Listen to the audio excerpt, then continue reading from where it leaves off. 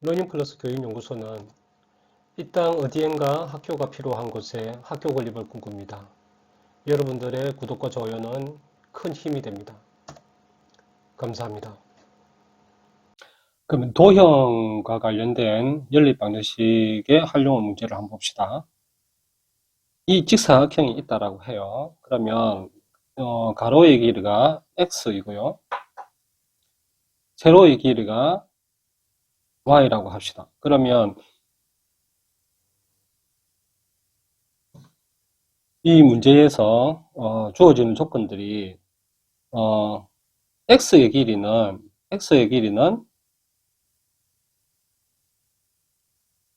y의 길이보다 3 정도가 더 크다라고 해봅시다. 크고 그런 상태에서 둘레의 길이는 만약 30이라고 해봅시다. 그러면 이랬을 때 이 가로의 길이나 세로의 길이를 구해라고 하는 수도 있고요. 또 이 넓이를 구하라고 할 수가 있는 거죠. 그러면 일단은 x와 y 이 그래서 가로와 세로를 알아야 되겠죠. 그럼 식이 두 개가 세워지는지 봅시다. 일단은 전체의 길이를 봅시다. 전체 둘레의 길이가 x와 y의 관계를 봅시다. x와 y를 x의 길이는 y의 길이보다 3이 더 크다고 하는 거예요. 그러면 x는 y에다가 3을 더해야 되겠죠. 그렇죠? 그러면 하나의 식이 이제 만들어지는 거예요. 하나의 식이 만들어졌죠. 그 다음에 둘레의 길이가 30이라는 것은 이 둘레의 길이는 이렇게 더하는 거잖아요. 그렇죠? 다 더하는 거잖아요. 그러니까 x의 길이와 그 다음에 y의 길이는 플러스 3이죠. 이것을 더한 것에 이게 양변이니까 2배가 되겠죠. 이것이 30이라고 얘기를 할 수가 있는 거예요. 그렇죠? 그래서 이것을 두 개의 식을 세워서 연립을 방정식을 세워서 x의 값과 y의 값을 구하면 되고 또 넓이를 구한다라고 하면 x와 y를 곱하면 되겠죠. 그렇죠? 자, 사다리꼴에 관련된 이제 얘기가 나오게 되어지면 한번 생각을 해봐야 될 필요가 있죠. 자, 사다리꼴의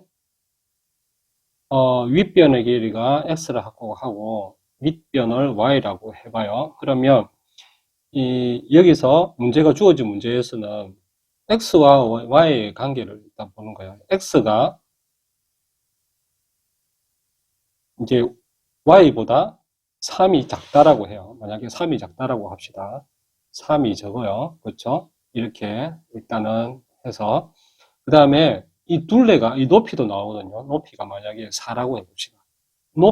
이게 사다리꼴의 넓이가 40이라고 해봅시다. 만약에 이렇게 했을 때 윗변의 길이를 구해라고 하는 거예요.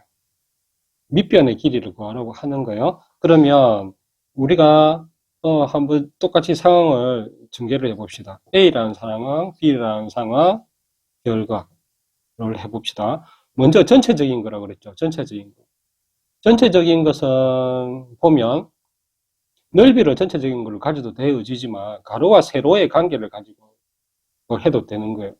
그러면 A라는 상황은 X가 들어가는 거, 그 다음에 B라는 것은 Y가 들어가는 걸 해봅시다.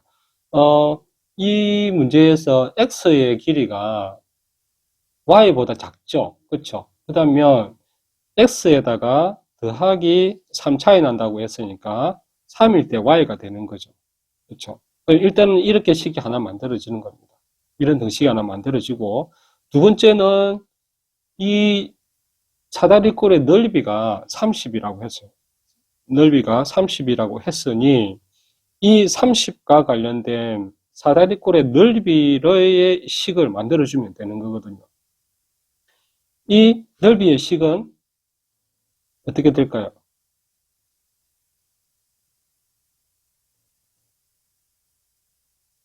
넓이의 식은 밑변 사다리꼴의 넓이를 구하는 것은 2분의 1에다가 2분의 1 곱하기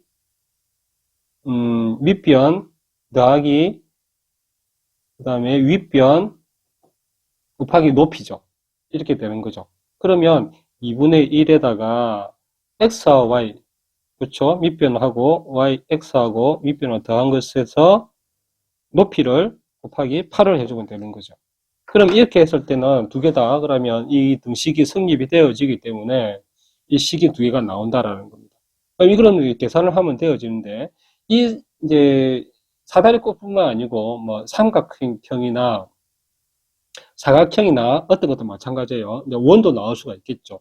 그러면 이 넓이가 얼마다라고 했을 때는 x하고 y, 그러니까 높이와 변의 길이를 서로 이게 사다리꼴의 넓이를 구하는 공식으로 대입을 해가지고 만드는 어떤 이 식이 공식이 나올 수가 있는 거죠. 그럼 이 상황들도 보면 x와 y가 이거는 더해졌지만 공식이 서로 이제 곱해진 거잖아요. 그렇죠? 곱하기도 이렇게 나올 수가 있다라는 거예요. 이 상황들을 보면 일단은 이 결과치에 따라서 이 공식들을 만들 수가 있다라는 거예요. 자, 이런 경우는 어떨까 봅시다. 직사각형이 있어요. 직사각형이 있는데 큰가?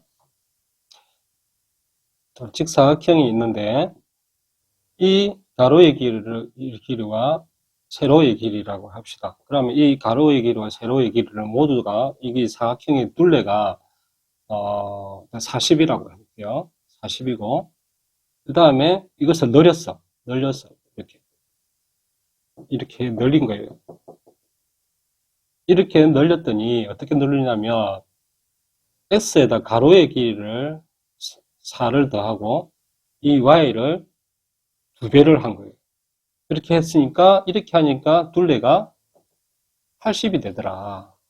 이런 문제가 있는 거예요. 그럼 이 식을 할 때에 가로의 길이를 구해라고 하는 거예요. 세로의 길이를 구하라고 할 수도 있어요. 그러면 구하는 식을 우리가 x로 둬도 되거든요. 그렇죠? 이제 만약에 가로의 길이를 구한다고 해봅시다.